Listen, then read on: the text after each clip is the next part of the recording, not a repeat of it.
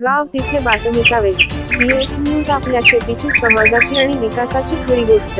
गावकऱ्यांचा आवाज, आपल्या प्रगतीचा विश्वास, माहितीचा आधार, सखोल अभ्यासाचा संसार. स्थानिक घडामोडी, जागतिक गोष्टी, प्रत्येक क्षणाची बातमी थेट तुमच्या दारात. संपादक दत्ता इनामदार. बालदिंडी. जिल्हा परिषद शाळा येरळवाडी विद्यार्थ्यांनी काढली बालदिंडी. अंगणवाडीच्या बालसमूहांचाही दिंडीत समावेश. आपण पाहत आहात आपले आवडीचे चॅनेल DS न्यूज. वडूज प्रतिनिधी. महाराष्ट्रात अनेक प्रथा परंपरा आहेत.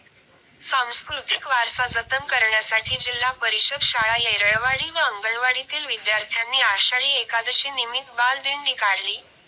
यावेळी विद्यार्थ्यांनी विविध वारकरी पोशाख परिधान केले होते. साक्षात विठ्ठल रुक्मिणीचे पोशाख परिधान केलेली मुले दिंडीमध्ये आकर्षण ठरत होती. टाळ मृदुंगच्या गजरात संपूर्ण गावामध्ये या दिंडीने पायी प्रवास केला.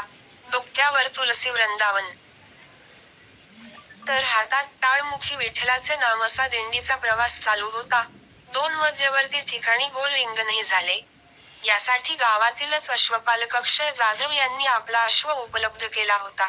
गावातीलच हभप सचिन महाराज व दादा उर्फ नवनाथ महाराज यांनी गायन सेवा व मृदुंग सेवा दिली, तर खांडेकर सर यांनी भजन सेवा दिली. वारकऱ्यांबरोबर महिला शिक्षकांनाही मोह आवरला नाही, त्यांनीही फुगडी खेळ खेळून आनंद घेतला.